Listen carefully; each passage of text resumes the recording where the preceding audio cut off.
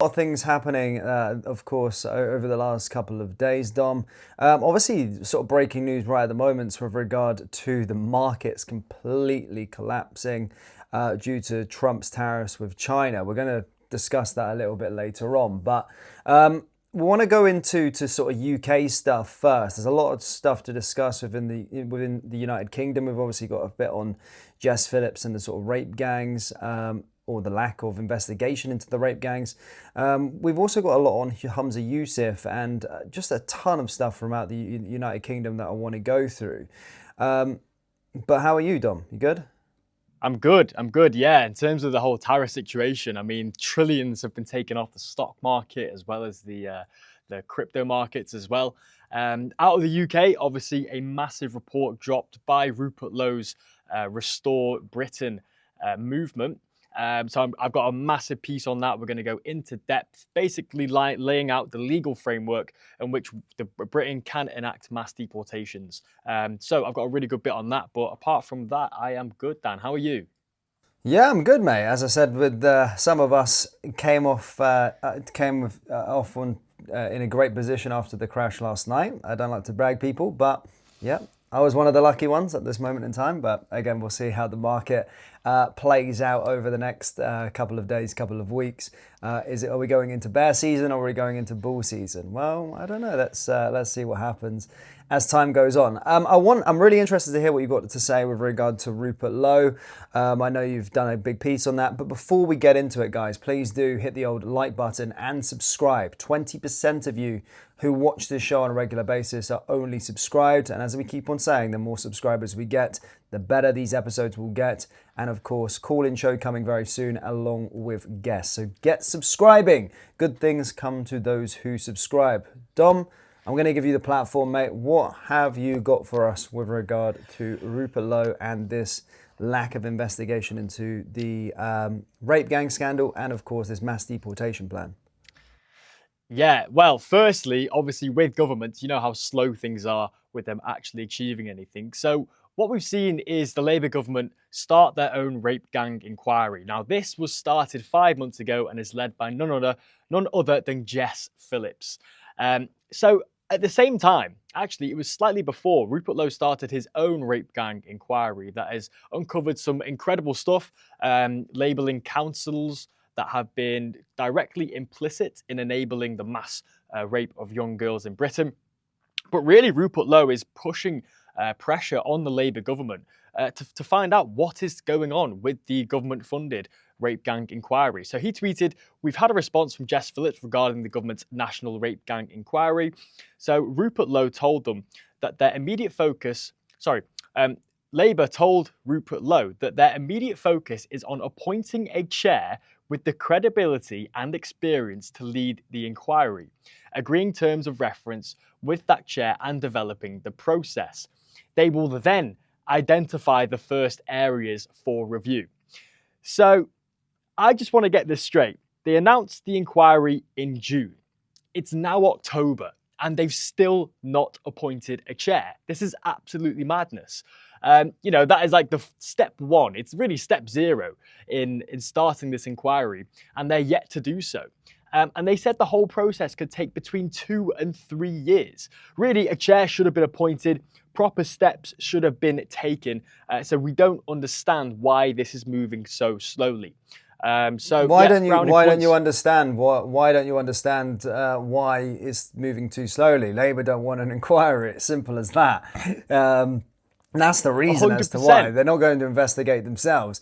And certainly, as we say, the famous saying, turkeys aren't going to vote for Christmas. So, of course, they want to try and show that they're doing something in the public domain. They want to tell people that they're doing things, but just offset things completely and say, well, it's going to take a lot of time, and then hope that in 2 to 3 years, people will completely have forgotten what was going on. So, yeah, the whole thing is just image preservation, and that's it, simple. They don't want an inquiry because a lot of them will be complicit in the cover-up. So yeah, they just need to try and they're playing both sides. They're just trying to look after themselves, so no inquiry is going to happen, but they know that they're going to get pressure from the public and they just want to show that they're doing something. But yeah, I mean, it's not a surprise to me. I mean, this looks like bombshell news and it is being described as bombshell news.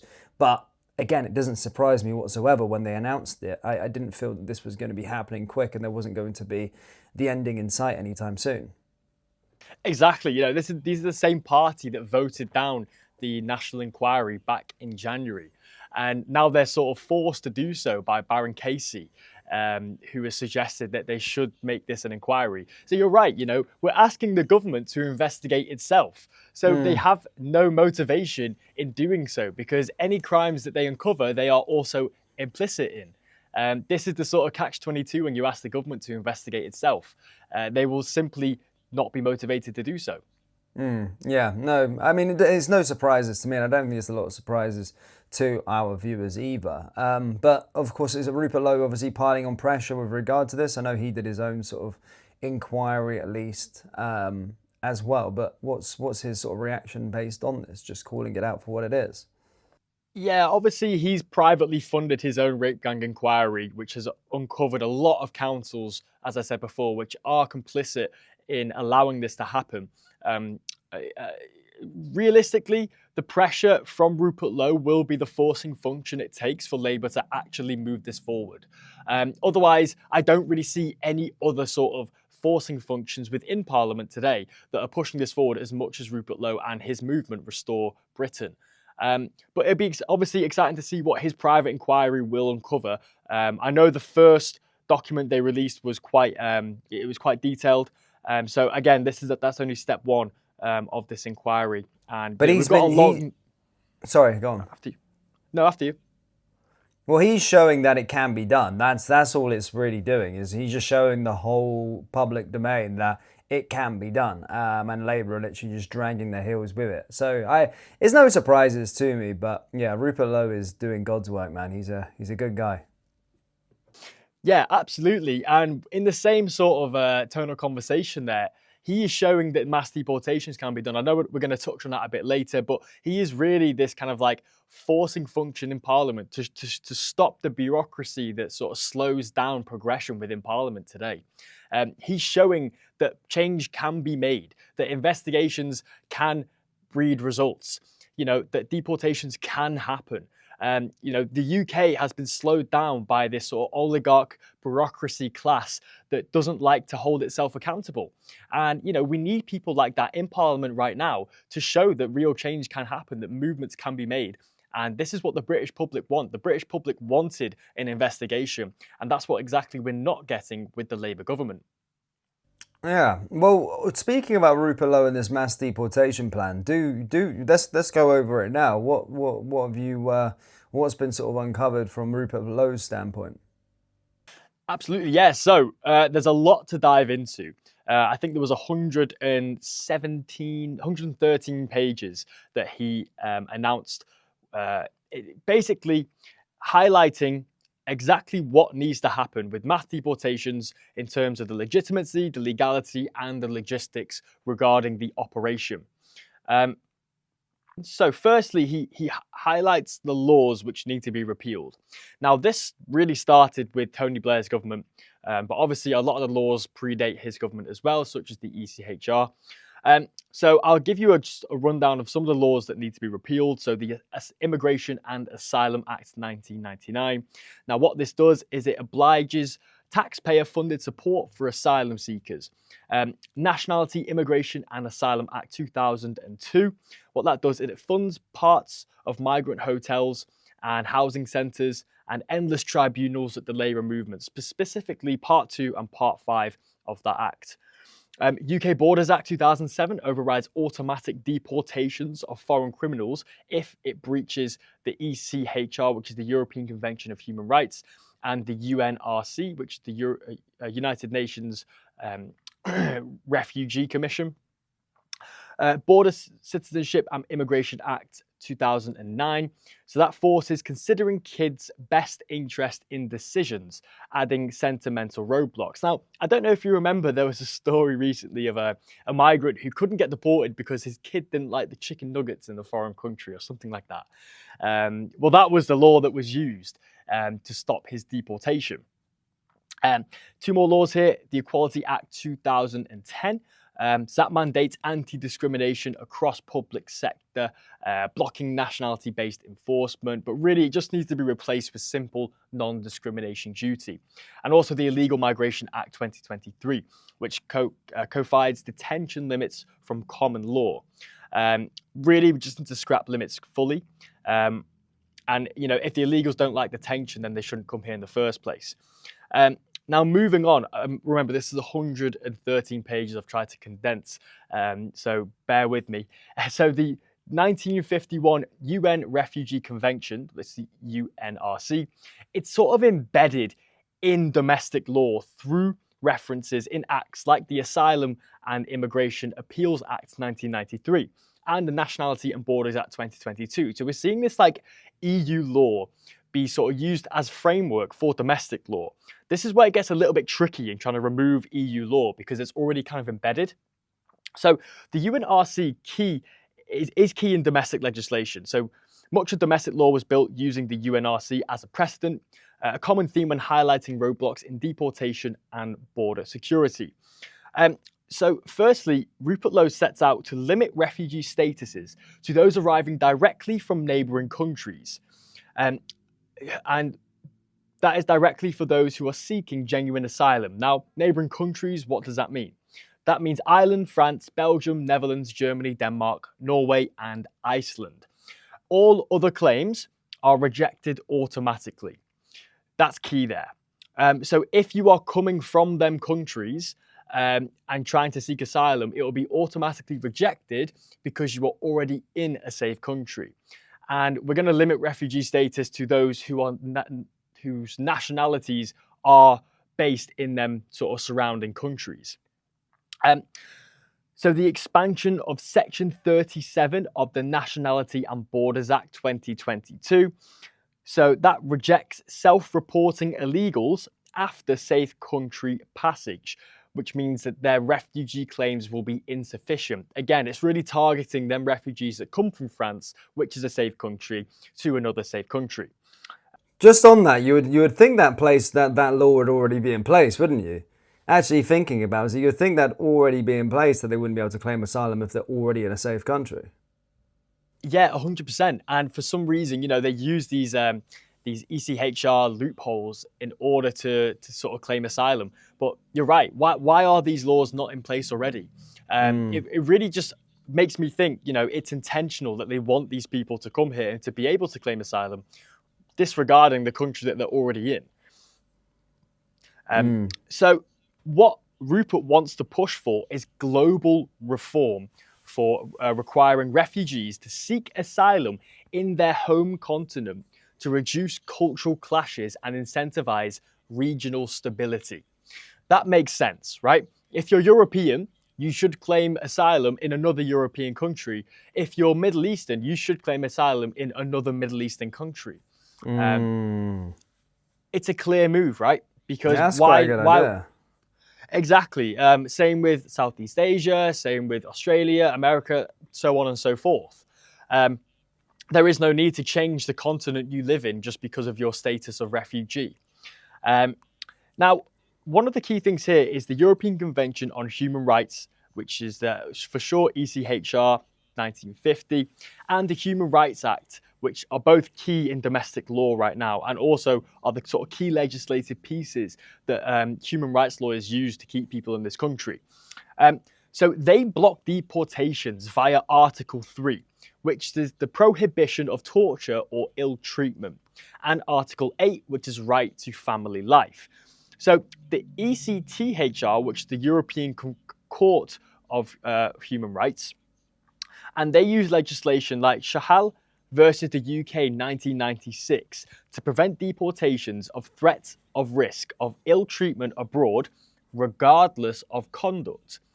So it doesn't matter what crime status you're in the UK, you can commit crime. My fucking God. That doesn't matter. As long as you have through the court's eyes, a legitimate reason to claim asylum.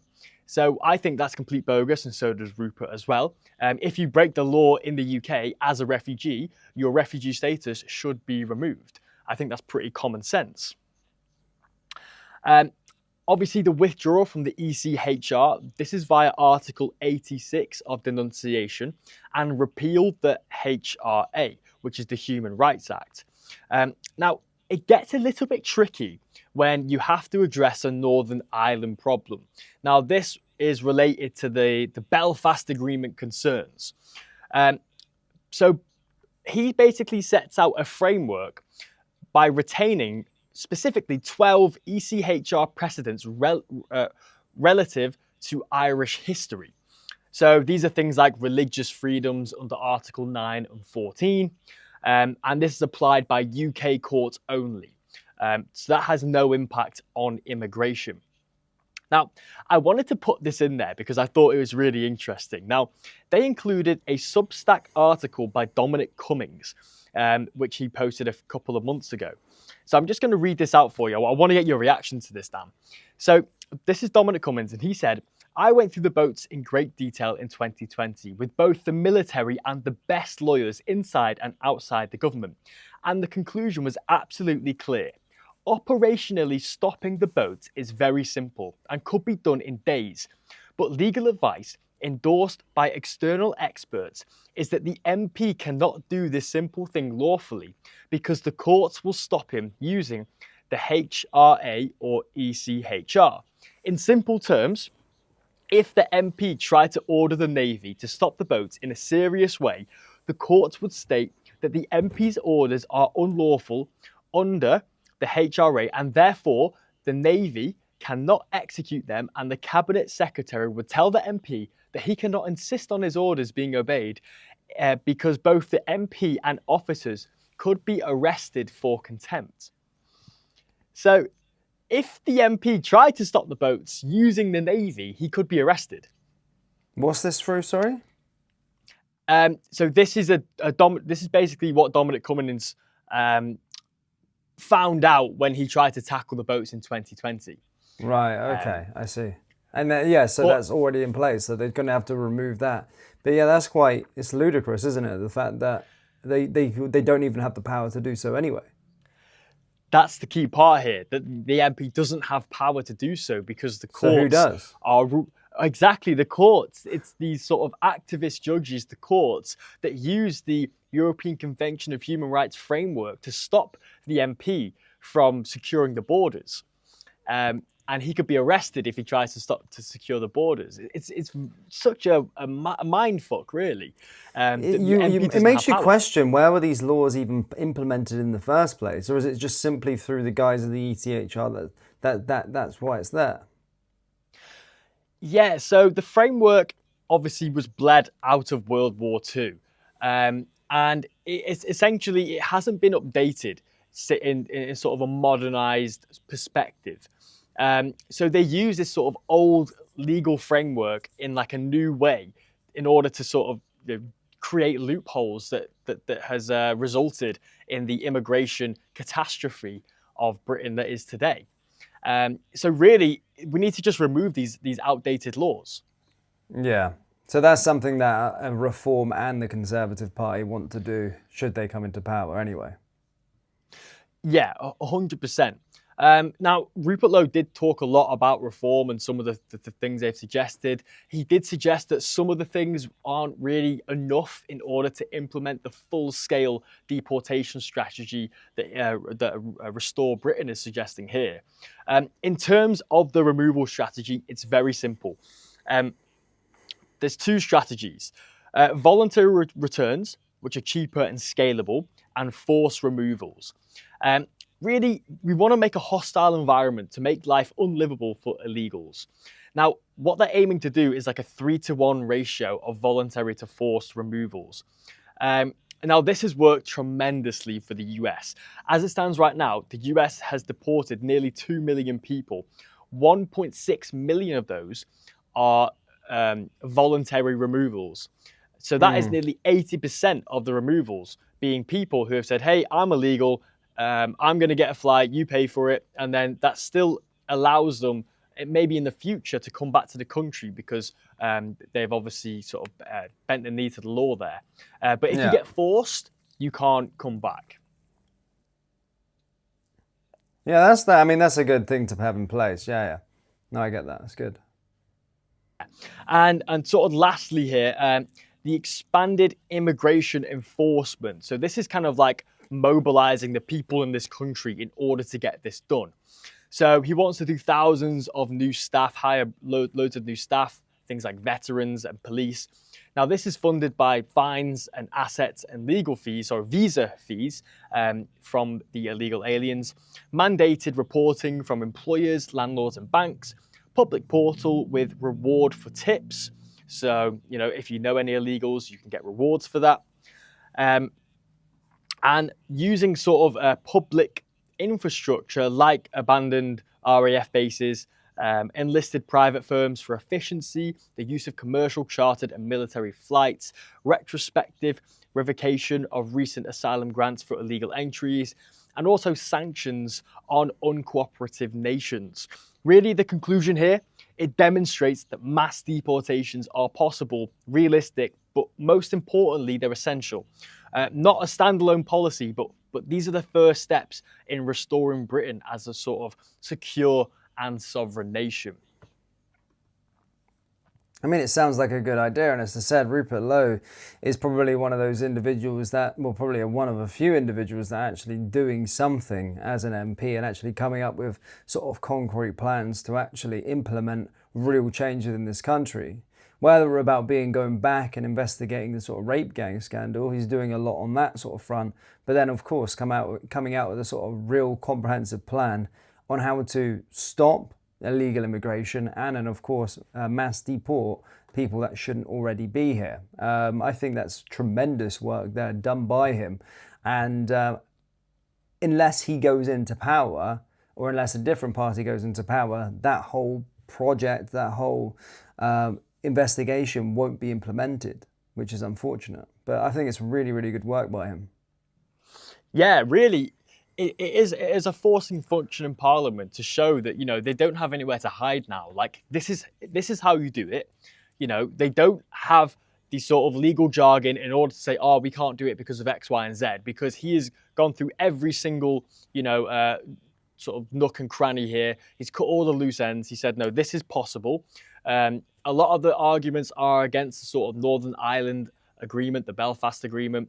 But again, said it's completely possible by keeping some of the ECHR legislation intact. But yeah, this is real work. This is real comprehensive work that Rupert's done. And it really just goes to show that what are the people in power doing when an independent MP is giving a literal framework for anyone to use, that be Labour, Reform, Conservatives, but he just says he wants to do it and he wants to do the work for you so then you can get it done. I think that shows a lot about Rupert Lowe's character. Exactly. But as you mentioned, no one will implement it. That's the whole thing. Labour don't want any of that sort of what he's pointed out there, despite them sort of talking about it. They actually don't want it to stop. It's clear to see in their sort of in their actions that they don't really want to stop all of that. I mean, reform, advance, yes, they probably would implement something such as that.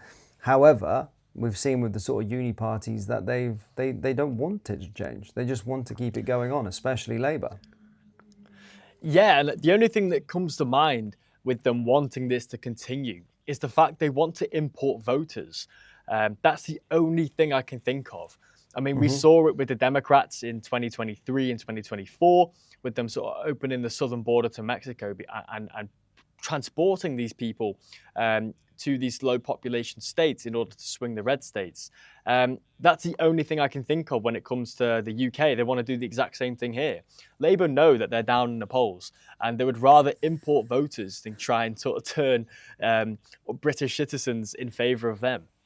Yeah, because it's just not going to happen, especially with how they've left the country over the last few months or the last year that they've been in power. 100%. It's getting worse, not better. The country feels that. The petitions show that. And they're just clutching onto straws right now. And I can really feel the weakness in their party. Yeah, facts. I want to go into some other investigation, or not investigation as such, but so there's somebody else trying to sort of make waves with a new forum in British politics.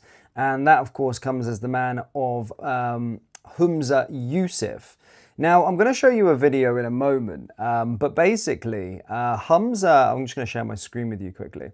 So essentially, Humza Yousaf has now joined this sort of Muslim forum within the UK. And basically their remit is to try and bring in more Muslims or get more Muslims into positions of power within the United Kingdom. It's quite frankly scary, but just watch the video that we're going to see. And actually, you shared a video with us on the podcast from the Muslim Brotherhood that was saying by bullet or by ballot or by bullet, this is the new jihad to take over Western nations. So as you can see, the Muslim Impact Forum has started and is dedicated to taking over the country. Its literal goal is to have Muslims in charge of every sector of government.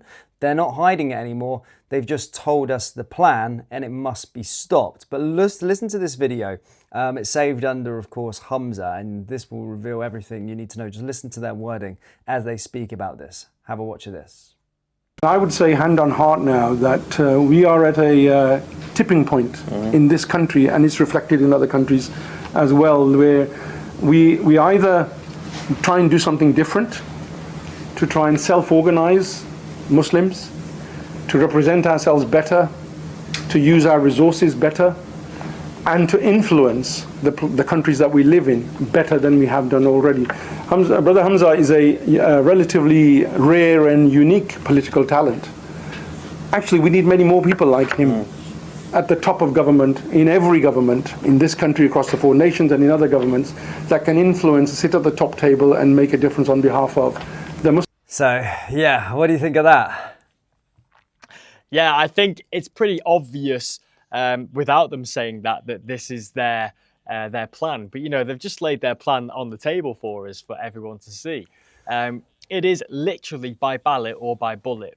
And their whole method is self-organizing themselves to be a more influential political movement within the countries they live in. They don't talk about the countries they already live in, making a change there and improving the lives of the citizens there. They want to change the countries they come to. Exactly. It's a matter of fact that they come from third world countries, you know, but they want to change our countries because they're, you know, we're more technologically advanced, we have better infrastructure. You know, the whole reason why our countries are better is because of the culture that we created. That does not need to be changed nor influenced by foreign people and policies. And they played no part in creating it. So that tells you everything that you need to know. But, you know, you're hearing these terminology there. It's like, oh no, Brother Humza is a very, very good example here. He's a unique example of a guy that's at the top of politics. And we need more people like him. You've seen what Humza's been all about. You know, he's not really hid what he's all about. You know, he panders towards Islam, he panders towards Muslims, and he's like Sadiq Khan, he hates sort of white people. He had that rant about white people being in positions of power in a 95% white populated country. It made no sense, that run, but also talks about the far right, talks about individuals that want their culture and they don't want to have the invasion of Islam in their country. So imagine if we had 15, 20 Humza Yousafs in positions of power that were implementing the same sort of beliefs as him. Of course they want that, because the country would be going fucking backwards and would be going into more of a shit pit than we're already in. Yeah, you know, that speech always makes me laugh because he's like, the Home Secretary, white. The head of education, white. The head of finance, white. It's like, you're in Scotland, mate. Like, if I went to Pakistan, I went, oh, the head of education, brown. Like, everyone there is going to be brown. But the difference is, right, in, like, for example, UAE and Middle Eastern countries, is that foreign people can't get elected into positions of power in government. Like, it's completely banned. That doesn't exist there. But, you know, we sort of open our doors and we say, you know, diversity is good, multiculturalism built Britain, and all these kind of identity politics slogans that allow this corruption of government to exist within our society. And we need to stop this before it gets to be a bigger problem. Because what happens if they get into a position of power and become a majority? You know, what happens when they open the floodgates to the refugees? And also not even refugees, but legal immigration. You know, it can only get worse from here, and we need to take back power in our own country. And I mean, there's already a case study in play here. People will say, well, it's where it is located geographically, which is not the case. I mean, if you import those individuals that have already made their countries an absolute shit pit, then your country is going to turn into a shit pit. It's the people that make it. And I always use this comparison. If you take everybody out of Norway, put them in Syria, take everybody out into Syria and put them in Norway, which country is going to be thriving in 25 years' time? The answer is going to be Syria, because it's about the individuals, it's about the culture. And importing all of these people is never a good idea. Now, I want to revisit this video because maybe some people never seen it in our last sort of time we showed it, but this was the Muslim Brotherhood actually coming out and talking about what Humza now is doing with this Muslim Forum. Those guys there in that sort of press conference, if you like, at the Muslim Forum, about implementing more Muslims into power within the country, this is no secret. This is a message from the Muslim Brotherhood talking about the ballot box being the new jihad. Have a watch of this. Now it's getting through Congress. So before it was by the sword, now it's getting themselves into parliament and then making laws that act as the sword, the Islamophobia law in Canada, M103. Yeah. Muslim Brotherhood. I find that there are only two things which are open to our movements: ballot or bullet, nothing in between. I used to say that democracy is haram. Now I say participation in democracy is our jihad. That's our jihad. We're going to fight not through the bullets but the ballot. Going to the ballot and voting is now an obligatory action, fard ayn. And it is a jihad that is now needs to be done because this is our modern jihad. You can elect a person who wants the Sharia. Because in the United States, what we do know is that in the past election, just this last election, there have been over 800 Muslim candidates running for office. We may end up with about 50 members of Congress in the next 6 years. That's really the essence of dismantling the system of injustice, is to replace it with the people who represent the Prophet ﷺ. So yeah, I mean, they're literally saying that to you in sort of plain sight, as we've all visited before. But that Humza Yousaf press conference and what they're saying publicly, not behind closed doors, should be a warning sign to many of you watching about what they want to try and achieve within not just this country, but around the world as well. And it's true, you can already see this sort of the remnants of their leadership in places like Birmingham. You walk down the streets in Birmingham and it is literally littered in rubbish and discarded waste. You know, it's completely disgusting. It's turning into a third world shithole. They're also in massive debt, the Birmingham Council, yet they still find money to remove British flags off lampposts. Yet they can't find any money to clear up the shit streets that their habitants have created. And you know, there are many places in Birmingham with less than 2% native British population sort of residing in them areas. You know, we've had whole constituents take over by foreign people.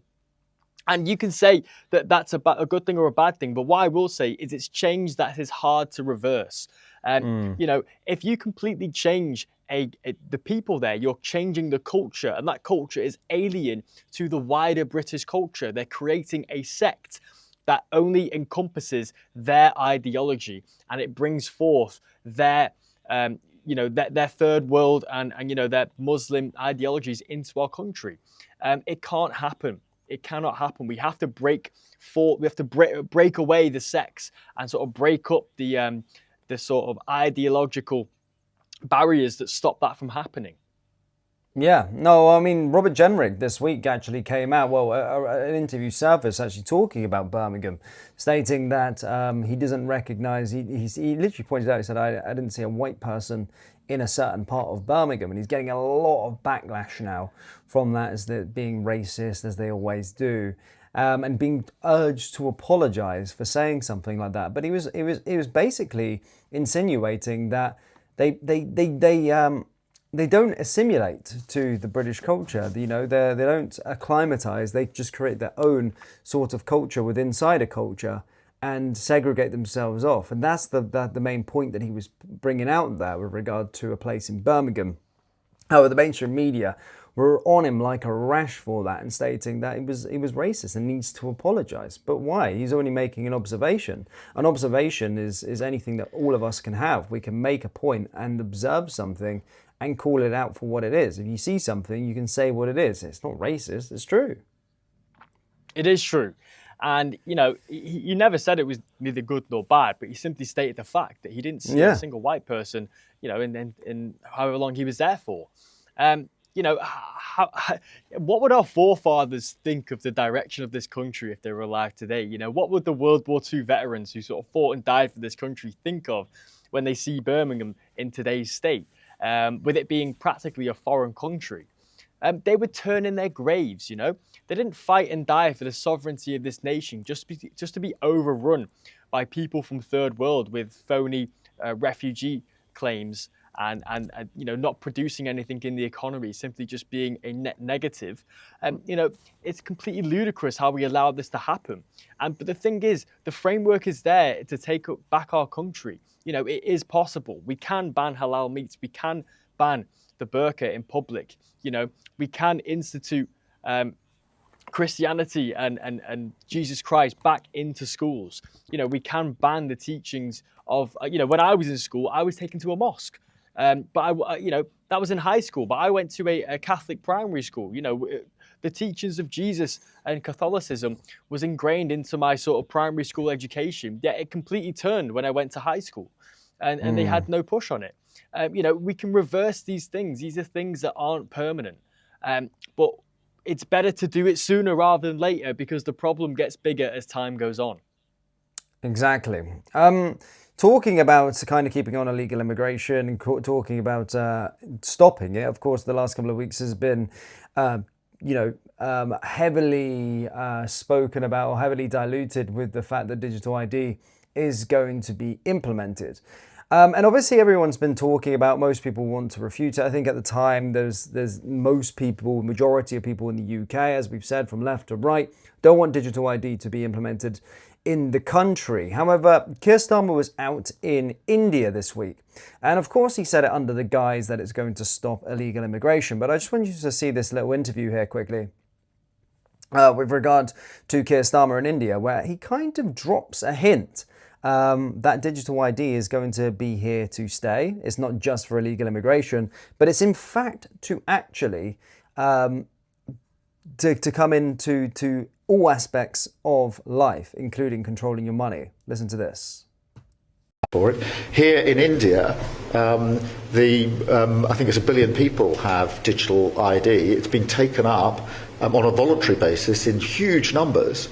Not least because it means that you can access your own money, make payments so much more easily than is available with others. So I think now we need to go out and make that case of the huge benefits that this will bring. There needs to be a national debate about it, and I think that the more people see the benefits that come with this, the more, as has happened in other countries, people say that will make my life easier, and therefore I want to get on with it. You can access your money easier. Thank you, Keir, mate. Thanks for letting me access my money, mate. Cheers, buddy. But yeah, so the whole, in the lead up to this digital ID rollout, has just been saying that it's simply there to stop illegal working. But already now, the sort of cracks are emerging that everybody knows about anyway. But he's now said it publicly that, well, it could be used to do other things, accessing money, all of this sort of stuff. It's stuff that we've spoken about on the podcast a lot, that we know that's going to be coming with regard to the implementation of digital ID. But he's now saying it publicly that it's not just for illegal immigration. Oh, it's so you can access your money easier. Thanks, Keir. You can also do other things. You can schedule appointments. But this is where the real concerns come with regard to digital ID, and where we can see our sort of civil liberties be taken away based on control. And as I always say to many, many people here on the channel, we've already lived through it, digital ID. You've already lived through it with the COVID vaccine passport. You had your civil liberties stripped away from you. And they did it. They did a test run. So you can see what's going to come with the digital ID. We already know that. But as I said, Keir is now coming up publicly and talking about it, that it's going to be used for all aspects of life within the UK, which many of us have warned everybody about. Yeah, you know, it's funny because I don't really have issues in accessing my own money right now. It's actually in my bank account. and I can pretty easily send money as well to other people's bank accounts. So yeah, I don't really see any reform happening there. But the funny thing is, he says it was voluntarily uptaken by the Indian population. I think that's equivocally false. You know, they were kept out of their bank accounts unless they prescribed to digital ID. That seems like a bit of a blackmail situation. You know, you can't have access to your money unless you get digital ID. The exact same thing will happen in the UK. I'm calling it right now. Again, all under the guise of stopping illegal immigration. I don't see how me not being able to access my own money that I have worked hard and pay taxes on, I don't see how that stops illegal immigration. They are completely separate issues. And it's funny that in Rupert Lowe's assessment of the illegal immigration problem, it doesn't mention digital ID once. So, you know, there is no framework needed for digital ID to stop it. What they need is a prime minister with a set of balls that is ready to make real change in this country. Yeah, well, talking about money and being on that sort of thing, this is what could come. I seen a video clip of some guy that put up onto X, and essentially a UK bank stops a man from withdrawing his own money from his own account. He said he wanted to buy a motorbike for his son, but the bank says they need evidence that he's definitely spending the money on that. So they're sort of saying this is what you can and can't do with your own money now. Imagine with digital ID when they actually have the power to just completely close it and monitor exactly what you're spending your money on. So have a watch of this video quickly. This is what could be coming very, very soon if digital ID is implemented with regard to money. I'm coming to the bank to withdraw £2,500. Are you going to let me? I've got £11,500 in my account. Are you going to let me? Are you going to let me to have the money or not?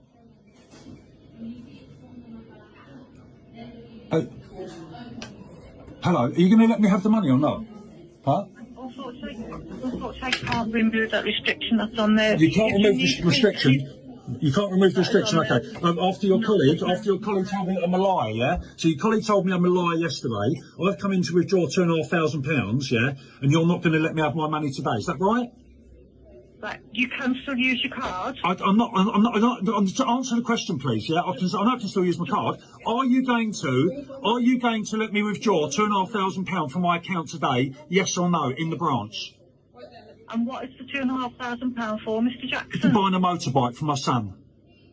Right, okay, so have you got any evidence of the motorbike you... No, I haven't got any evidence of a motorbike at all, no, I haven't got it, because I don't know what one I'm getting yet.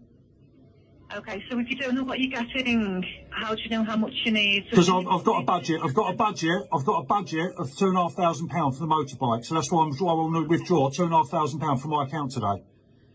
Right, yeah. So when you find the bike for your son, if you can show us some evidence of that. So you're not. So I need to show you evidence. So I need to show you evidence. I'm doing that. Video call of this. Really, You can't film me without my permission, sir. You cannot film me. So you're not going to give me the money, no? I'm going to hang up this immediately. Absolute joke, this place. So yeah, he has his own money and he's not allowed to take it out, and apparently needs to show evidence of what he's spending his money on. What the fuck? It's wild. It's wild. You know, how can you not have access to your own money? You know, that's the whole banking situation. You know, it's a long rabbit hole. They use fractional reserve banking. You know, if you put in £100 into a bank, they'll loan that £100 out 9 more times and get the returns on that. But you know, it just goes to show, it's not your money. It's in the possession of someone else, and you can only have access to it if you you know, have proof of spendingship, and that's just ridiculous. You know, it's not yours if you can't simply take it from them. I think that's ridiculous. Yeah, and that sort of element of control with finance and all these things will be becoming even bigger and stronger as soon as, of course, digital ID is implemented, because they can easily control it more. Moving on to a bit of, I mean, we talk about a lot of negativity, I suppose, here on this channel due to the country being in shit state. And to be fair, geopolitically, the world being in a bit of shit state. Well, actually, no, America is always good news, and there's some other good news that we're going to report on. But in terms of the UK, there was a win for freedom of speech yesterday. Do you remember Hamit Kuskan, the guy that sort of burnt the Quran outside of the Turkish sort of consulate? Yeah, I do. That's correct. And he was attacked by an Islamist with a knife. Yeah. And he, by the way, escaped prison time, that individual who carried a knife in broad daylight, slashed someone, and used the terminology on video, "I'm going to kill you." He escaped any prison time whatsoever with regard to his actions on what he did. However, the guy that was found guilty after burning the Quran outside the Turkish embassy now wins an appeal. Obviously, Robert Jenrick has been doing a lot for him and actually posted with him, said, look, what he did wasn't nice. However, we have no blasphemy laws in this country, and he shouldn't be getting punished for it. And his sort of conviction, he's won his appeal against his conviction. And now, of course, with the backing of campaigners, he won his appeal against his conviction at the Crown Court yesterday. And his appeal was also attended with Shadow Justice Secretary Robert Jenrick, who said while he did not agree with what Mr. Kustu'n done, he said he doesn't believe it was a scam. So there is a bit of light at the end of the tunnel, so to speak, and a big win for freedom of speech within the country, I think. What do you think? Yeah, you know, he said that Parliament voted to abolish blasphemy laws 20 years ago. And he said it was a disgrace that the authorities attempted to recreate them by the back door with this incident. Yeah, big win. You know, I feel like blasphemy laws are a slippery slope into, you know, complete authoritarian control of speech.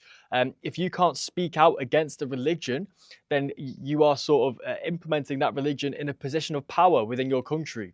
And neither Muslim nor Christian people who practice their faith should have ultimate power in the country. You know, I want people to be able to criticize Christianity and Catholicism in the same light. I want to be able to criticize the Muslim faith and, for example, other faiths like Buddhism and Hinduism, things like that. You know, I want to be able to talk about these faiths, and it's important that we keep the conversation open. So yeah, big win for free speech. I love that Robert Jenrick is getting directly involved in cases like this. Again, I think that shows a lot about his character. Yeah, no, 100%, and a good day all around from that, because if he did get convicted there, or if his appeal didn't get overturned, would have been a really, really dark place. And already we feel that sort of these Islamophobia things is all actually more to do with one religion, because it wouldn't happen. The same sort of outcry wouldn't happen if it was Christianity and Hinduism. You can dissect those religions, you can do any of those things, but Islam is put on a sort of pedestal within our country.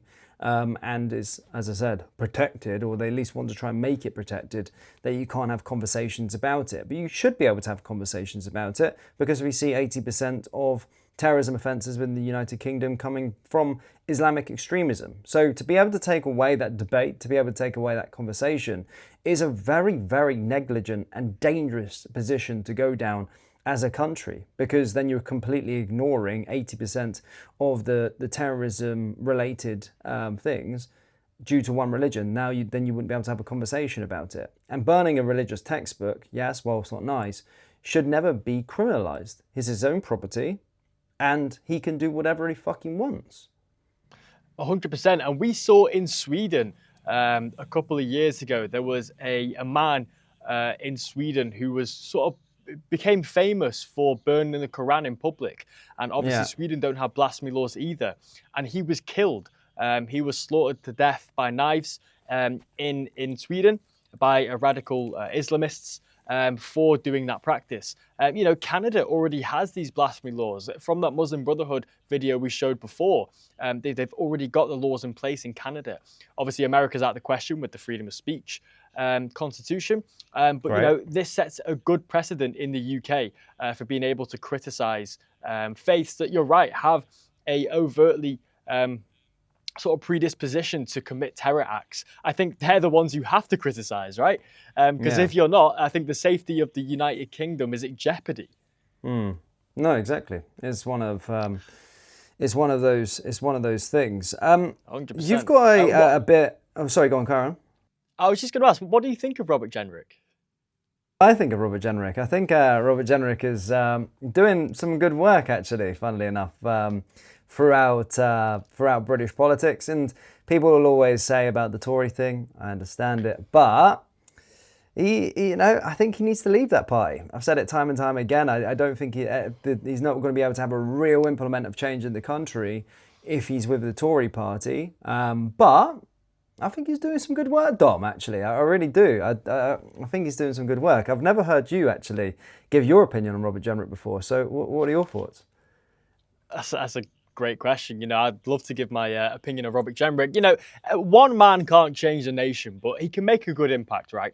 We're seeing him go to Calais and do these independent investigations.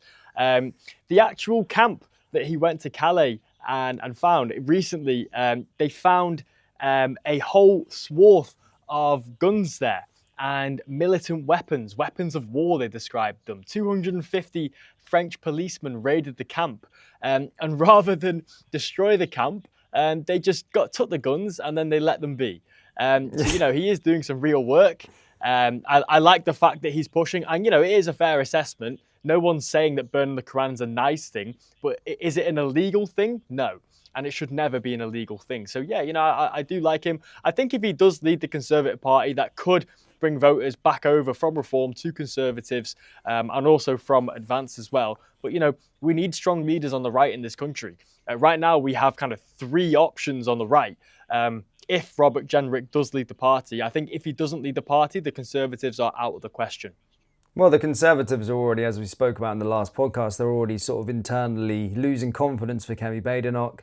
They're obviously losing voters to Reform at mass amounts. And in fact, they're actually having defectors from Reform to Conservatives. So something needs to happen. And of course, she was only appointed as leader just under a year ago. So they can't have a sort of vote of no confidence until a year is up. But there is sort of internal sort of findings, internal feeling that she will be ousted as the leader of the Tory party. And then a lot of people do want Jenrick in. So we'll see what happens. It'll be a very interesting state of affairs if he is and does become leader of the party and in the sort of direction that will go down. But I think if the Tories actually do, of course, want to find themselves in a position where they can make real strides in competing with Reform and Labour, then yeah, a change of leadership and someone with a hard right stance, someone going out on the ground and doing these investigations, doing more than Nigel Farage is doing, in fact, then there could be a real conversation. I don't think under Kemi Badenoch they're going to be in a position where they're ever going to really make any changes or compete with Reform. Yeah, 100%. Yeah, I keep seeing Kemi Badenoch sort of copying Reform's homework, if you will. She recently announced that, she plans on leaving the ECHR. Again, policies directly taken from Reform and also Advance as well. And she's had a lot of backlash within the Conservative Party about that. The route is clear. We need to remove foreign law that has been implemented into domestic law, and we need to create new law, sovereign law, that is relevant for British courts. We cannot go to European courts and sort of rely on them anymore. We know that they are corrupt and they don't serve the sovereignty of our nation. So we need to create our own laws. She's doing the right thing. She's saying that the right things for now, but I think a vote of no confidence will happen. But it'd be interesting to see what Robert can do if he can get into that sort of top position. That we'll see what happens in due course. You've got a segment on language policing. I'm interested to hear what has come across with regard to language in policing. Something to do with a Reform MP? Yeah, that's right. So there's a really sort of interesting video of this counsellor. And she's policed her own sort of language here. It's really interesting. Have you got the link? Yeah, I've got the clip up. I've got it, yeah. Okay, right. We'll take a look at this. Trying my hardest to bring community cohesion. I've been overwhelmed with the contacts I've had from people within Falkirk. And, there is a true unrest and it's scary. It's scary as a local resident, somebody who's born and bred here. I shouldn't have said that. Well, yeah. Do you see why this is people Yeah. sometimes think that Reform are very much against having people That just here? came out. It just came out. That's unfortunate for you, I guess. But ultimately, do you see why people who aren't from here, who have maybe made their home here, are annoyed when they hear an elected official say that people are born and bred here. How crazy is that, right? You can see the regret she has on her face. You know, she's looking at the sky. She's like, oh, it just came out. It just came out. Like, how is that such a terrible thing? She says she was born in a town and also raised there. And, you know, she has like roots to the ground that she now resides over. You know, well, she's made it a whole lot worse by, you know, not owning that. She should have just owned it. I mean, there wouldn't have been anything said about it, to be fair. But she's with STV News, which is a really like woke channel, and in the sort of public domain that pushes them sort of ideologies. But yeah, I mean, I think she did it wrong herself. Why is she policing herself? She can say born and bred in Falkirk, for God's sake. You know, you're born and bred in London. It doesn't mean anything. It doesn't say that you hate foreigners, for fuck's sake. It means you're just stating facts. I was born here and I was raised here. What's wrong with that? There's nothing wrong with that. But her reaction to it creates the issue, right? It creates the problem. And, you know, she's already had complaints that this councillor Mackie Brown's born and bred comments could be considered insulting to asylum seekers by implying their lesser legitimacy. And it also we have got lesser legitimacy. I know. They do. They are not citizens, nor are they legal residents of this country. But again, it could be considered a breach of the Public Order Act 1986. And she's already she's going to be questioned by police regarding these comments. What? Absolutely. That's a police insane. state. That's bullshit. Born and bred. I'm born and bred. Fuck off. This is the country that we live in. Absolute bullshit. It's 100%. And I will say right now for the camera, I am born and bred in Cheshire. Okay? Do something. Do expect a knock on the door from the police sometime this week, Dom. You're in breach of many, many laws. You are a nasty, evil person for saying something like that. I've got another reaction-based video, mate, to be honest with you. It's an interesting one that come up on X. I love X, some of this citizen journalism that you sort of find on X and what comes your way. But essentially, we've got an Afghan in Luton. So, yeah, Luton, an absolute shit pit. But we've got an Afghan who is being housed at a hotel at the taxpayer's expense, wearing an Afghan army coat on the streets. But just look how aggressive he is when he's questioned by someone who's called someone who is British, just asking some simple questions. Have a watch of this. Right, are you? Hello, brother. Right. What's your problem? My problem? Yeah. What do you mean? Why you ask me? Well, you're coming out of there. Yeah. Why you ask me? That's why. It's in the pocket. Why you ask me this? Oh, fair enough. You're living here, yes? Why you ask me this? Because Who are you? I've got a right to ask you. Who are you? Who are you? Who are you? Who are you? Who are you? Who are you? Tell me, who are you? You're undocumented. Who are you? You are undocumented here. Who are you? Tell me this. I'm asking who you are. Who are you? You're police? No. Who are you? No. You are the king, man? Maybe. No. You are not the king. You're looking your face. You're not the king. Yeah, I'm not who the king. Who are you? Yeah, are you the king? Yeah, who are you? Right, okay. Yeah, who are you? Where are you from? Where are you from? Here. England. Where are you from? England. The Hitler time, where are you from? Your father coming in the water this side. Stay a distance. I'm a distance. Yeah. You stay in the distance. Keep the distance. Your father coming this side at the Hitler time. There's a married with the woman there. Right. Your face like a Belgic, Romani. You look at your nose. Don't get angry. Belgium, Romani. Yeah, don't get angry. You're not from king this country. Yeah, don't get angry. No, I'm not angry. Good. I was like that. Good. You look angry. No, Yeah. I was like that. I'm a soldier. Everybody is coming out of here today. I'm a soldier. I'm saying hello to them. No, I'm a soldier. If I want to speak You're to a racist, man. I'm racist? Yeah. How am I racist? Hey, you're racist. Come out of the way, people. How am I racist? This is not your road. You are racist. How am I racist? You're racist. You're talking this, who are you? You're police. You're not police. How am I racist? Go at the job. How am I racist? You're talking the people. You're talking the people like that. Who are you? What you doing? I'm talking to people that we're paying for out This is not here. your right. It is my right. This is not your right. It is. Go, take the money every month, drink alcohol, and sleep. Can you tell me you're working in this country? Yes. Show me the paper. You're working? No, thank you. No, thank you. Show me the paper. Where's your ID then? Show me the paper. Where's your ID Show me your paper. So yeah, I mean, like, how aggressive he is as well. Like, this is the sort of individuals here, self-proclaimed soldier, also that's just living amongst us at the taxpayers' expense, of attitudes such as that. Almost like, jihadi sort of Jackie Chan or jihadi Rambo that he's trying to perceive himself as, a hard man with the shades and shit. But yeah, these are sort of individuals that are residing at these hotels and super aggressive demeanor. And that's a guy he's speaking to. Imagine if a girl questioned him. Fucking hell, he'd slap her about and probably do some other heinous acts towards her. Yeah, we'll call him Jihadi. No, Jackie Jihadi. It's he said that he was army. He was Afghan army. Yeah, well, he could be in the Afghan army, but yeah, I mean, there's also a lot of fraud that's going in and about with regard to the Afghan army actually as well. So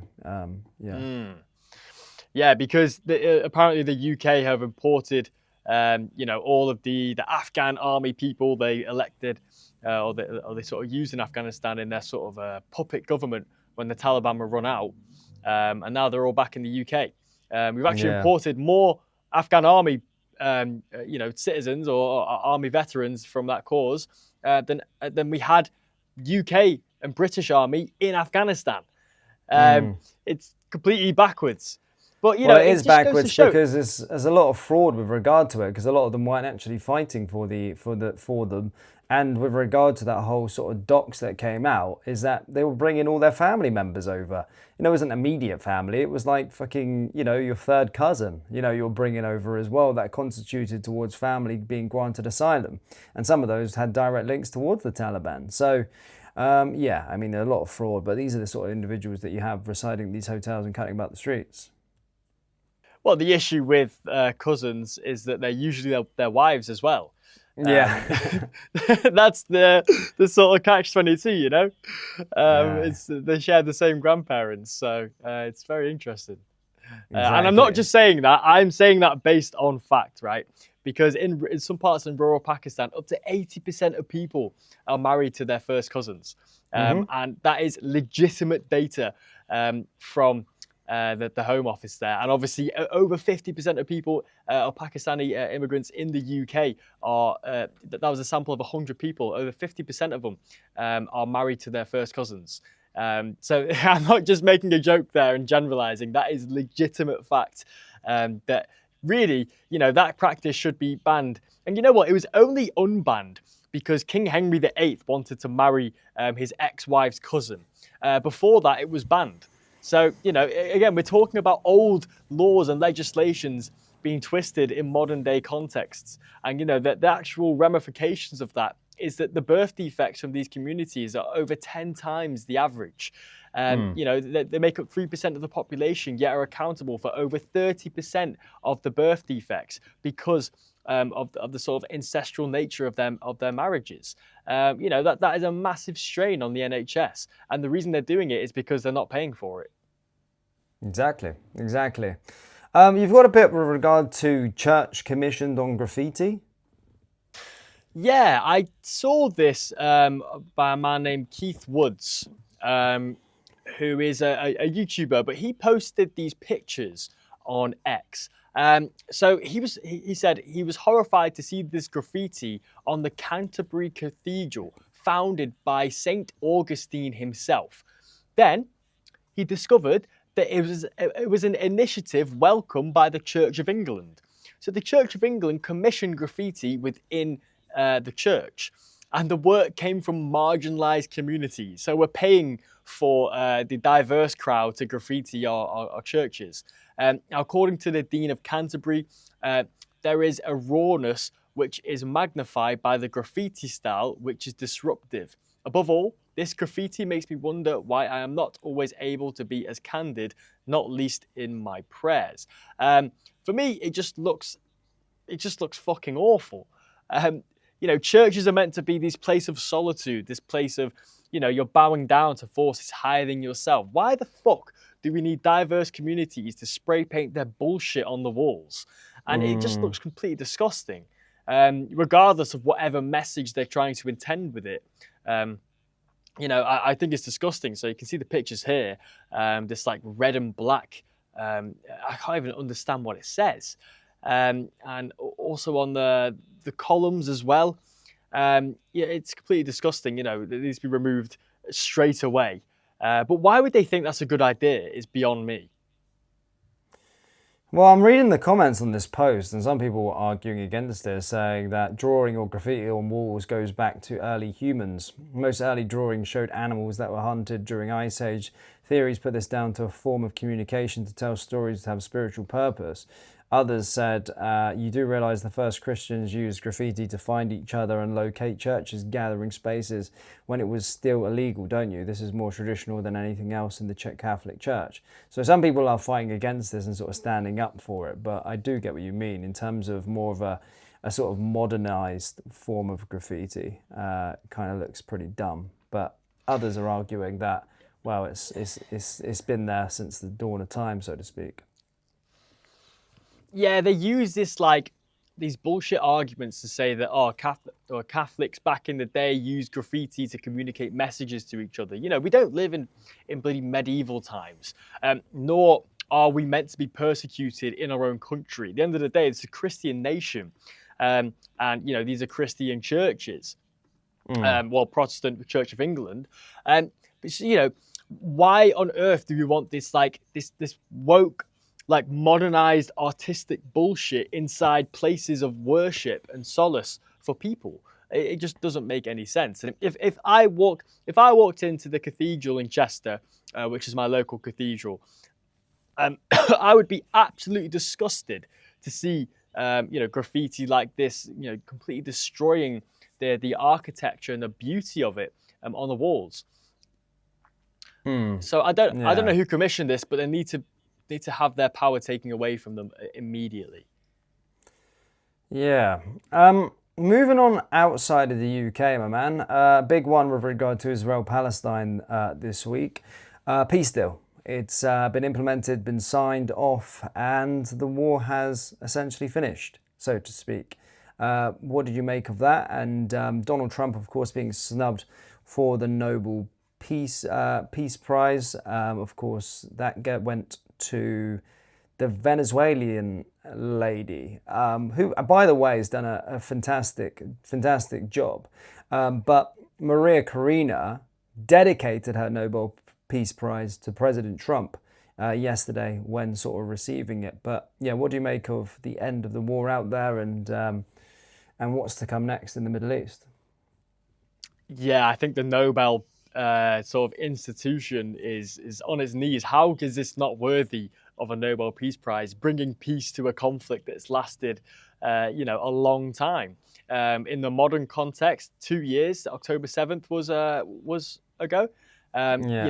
We saw thousands of Israelis die in the initial onslaught, and then subsequently tens of thousands, I think it's over 60,000 Palestinians die due to the reaction to their initial conflict. I think it's a great thing. So reportedly, Hamas and Israel have signed, obviously, the first phase. They have until, I think it's Monday, to return all the hostages that are still within Palestinian territory.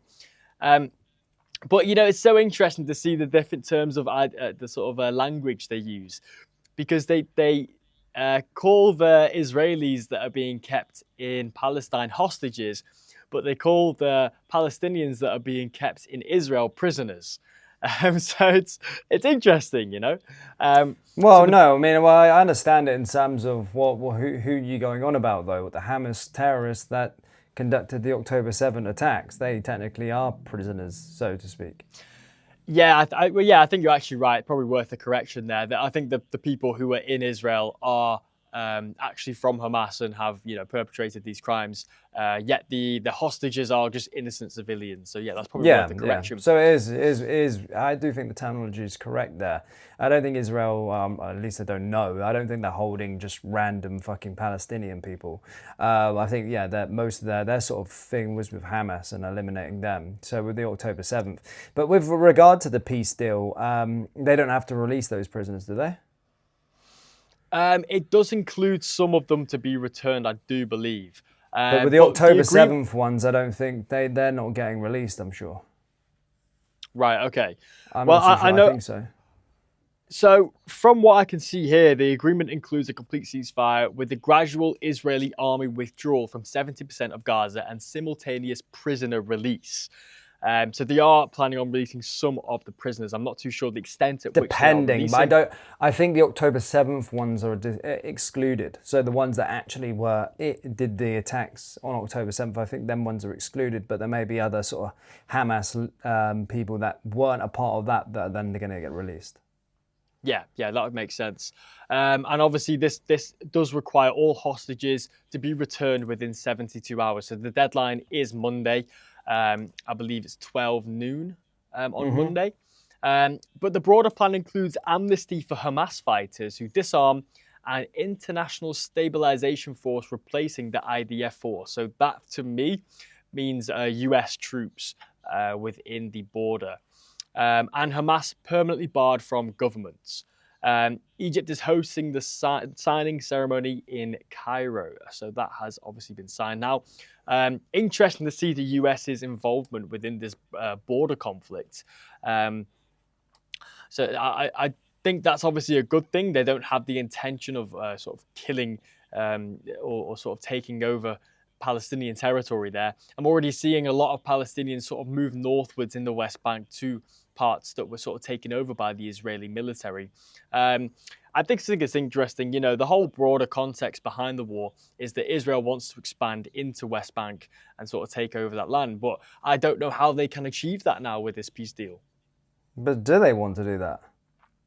I think broadly, yes, they do. I think that's been their whole sort of ideological I thought they just wanted to keep reasoning. on to the land that they sort of were given. I don't think no one ever wanted Gaza, did they? Or they didn't want to take over those. They wanted to keep their sort of religiously, historically Jewish land, which is what they've already kind of got. I don't think they actually wanted to take over it. I mean, the battle's been going over for sort of decades on land and whatnot. But from a perspective of what I read, and again, it might be conflated, but Israel doesn't necessarily want that land. The way that they say the remit of their war is, the reason why they are in Gaza is to stop attacks happening from within Gaza, from Hamas into their sort of their territory. But we'll see I'd probably have to disagree with you on that. On the context of Israel within that sort of land, the amount of land that they occupied when they first got there in the early 50s was quite small. And since then, we've seen massive expansions into Jordan, into parts of Syria as well. But realistically, the whole premise behind this war, used as a pre-context of the October 7th attack, is to expand Israel's territory. We're seeing that through, the US offering $10,000 or $15,000 to Gazans who leave. And obviously, Trump has talked about wanting to make the West Bank a tropical paradise or whatever. In terms was that of the not Israeli Gaza Strip? settlement. Yeah, the Gaza Strip. Yeah. Yeah. But I don't see how they can sort of expand with this new peace deal. So again, I think that's a good thing. I don't really want them to expand. I don't want anyone to die. Firstly, I want all wars to end. That's kind of my. I'm a non-interventionist when it comes to my sort of political stance on this context. But yeah, I do feel like this is a good thing for the lives of the Palestinians as well as the Israelis. Yeah. Well, I'm reading that there's 500,000 Israeli settlers currently living in the West Bank right now. And obviously since 1967, Israel has built hundreds of settlements there. While Israel doesn't formally call this an annexation, in reality it has created permanent Israeli presence and legal systems that extend deep into the territory. Some ministers openly advocate annexing the entire West Bank, calling it biblically Jewish land. So a lot of it does date back to the Bible and what is Jewish land and what they're sort of fighting for. But they certainly don't want Gaza. But yeah, the West Bank is going to be a two-state solution. Yeah, especially with Keir Starmer recognizing Palestine as a state. I think the two-state solution is the sort of route globally we're going down now. And he did get a lot of backlash from that, from the sort of Israeli presence within the UK. But yeah, I think that's the right call to make in terms of the two-state solution.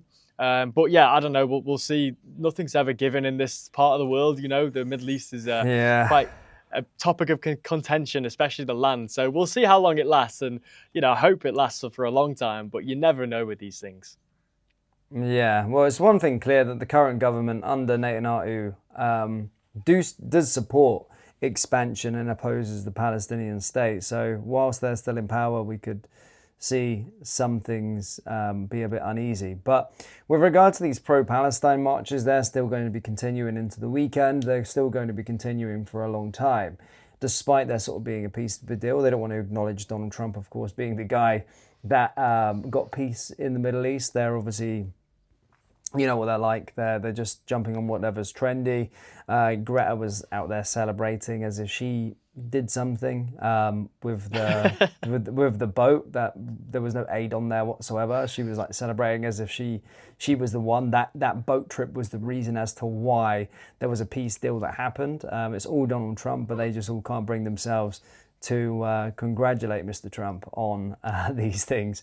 But as stated, these protests are going to still be continuing in the United Kingdom, and don't ask me why, but I've got some weird liberal kid that I follow on Instagram, a friend of mine, I say acquaintance these days, sharing fucking posts about gathering in Bristol to do another pro-Palestine demonstration. And this kid's like talking about as to why. They were, whilst there is a peace deal and whilst it may still stand, there is still so much more to fight for the Palestinian people, etc. They need reparations from Israel. They need to de-radicalize Zionists. They need to do this. They need to do this. They need to do this.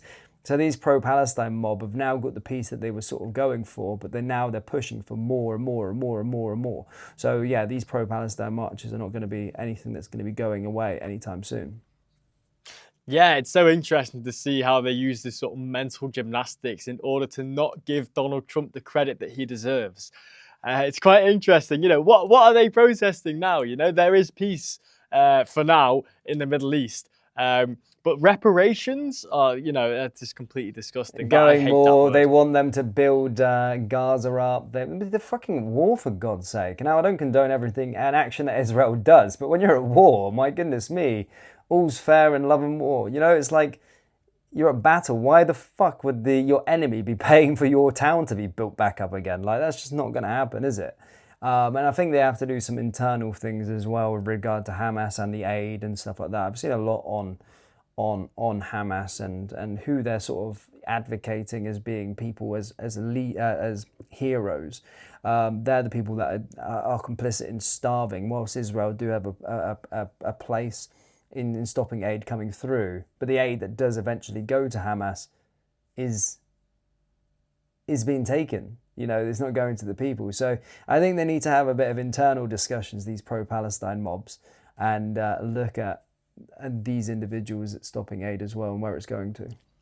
Yeah, almost sort of seemed artificial. I don't want to make any grandiose assumptions right now, but it feels like obviously they can stop pretending like they don't have any food anymore in the West Bank. Which is good. But there weren't definitely lack of aid. This was a global crisis. This saw publicity in pretty much all corners of the globe. I'm sure they were.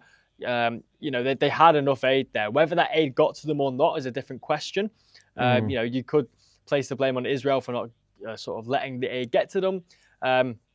Obviously, Greta Thunberg wasn't instrumental in giving any aid. I think she just she put a boat in near the Gaza Strip and got arrested for it twice. I'm not too sure what her plan was. I see the video footage of her jumping around as she got back to Sweden, like as if she did something. It was like, bitch, you're a clout chaser. You were on The Climate last month, and then you found a trendy thing to grow your influence. You jumped onto that.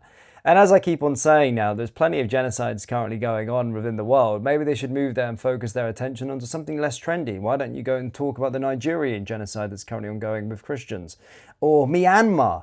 Mate, dude, I learned about Myanmar this week. Mental. Well, I obviously knew there was a civil war going there, but their fucking military is just bombing schools. They bombed they had a paraglider go over their military, bombing their own people, bombing children. And massive amounts of people died at a Buddhist festival. And I started to get into it because I never really heard of too much information. But I was out on X just seeing the reports, and literally every day there's their own military are bombing schools. They're targeting schools and obliterating it. But that civil war is, crazy on what's happening. So I urge you to do a little bit of research in that. But yeah, I mean, there's loads of other sort of world events that aren't as trendy that these individuals could start jumping on. But the fact is that it's not trendy. And Greta Thunberg is a grifter. Yeah, she is public enemy number one. She is an absolute farce. She's nothing more than a fart in a wind. And, you can look back at her climate speech back in the day. How dare you? God, you've taken my future. Well, it seems like you've gotten along okay. Did you see Trump's video talking about her? She's just an angry girl. She needs angry management. He has a great way with words, doesn't he? Oh. She's just an angry girl. I don't know why she's so angry. She needs anger management. Such a funny bloke, man. I love this guy. What an absolute hero. And looking back, this guy is going to be one of the best presidents. But something that's rocked a lot of people, especially in our community, Dom. The economy crashed. Economy in crisis as stock market plunges after Donald Trump pledges to hit China with 100% tariffs.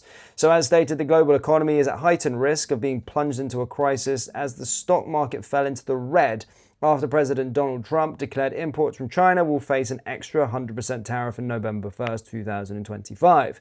This represents a significant escalation in the trade war between the US and Beijing, with the White House citing China's decision to limit exports on rare earth elements as justification for the dramatic increase. Pretty much within the hour that happened, we've seen a massive collapse in the market. Financial markets tumbled following the announcement, of technology shares bearing the brunt of investors' concerns. The Nasdaq Composite Index plummeted 3.6%, whilst the broader S&P 500 index shed 2.7%. And then if you looked at the crypto market yesterday as well, that fell by a lot. I mean, I don't know in American money, but it was hovering at around £92,000 Bitcoin's price, and then just dropped down to 80 within an instant straight after the announcement. Yeah, it comes as a sort of broader policy decisions from China, how they want to impose large-scale export controls on virtually every product they make. That also does include sort of supply chain control of rare earth materials. And it's really unheard of. And Trump calls it a moral disgrace in dealing with other nations. Now, this is a change of tune because they kind of had this trade war before in sort of April. But, they sort of seek the resolution to it. And it comes at a really interesting time now that the sort of Gaza and Israel war has come to an end. That they're now pushing these massive supply chain control measures onto the rest of the world. It's really interesting to see China's position within the global economy as they hold, sort of large monopolies on these rare earth materials that are used in chip manufacturing, EVs, etc.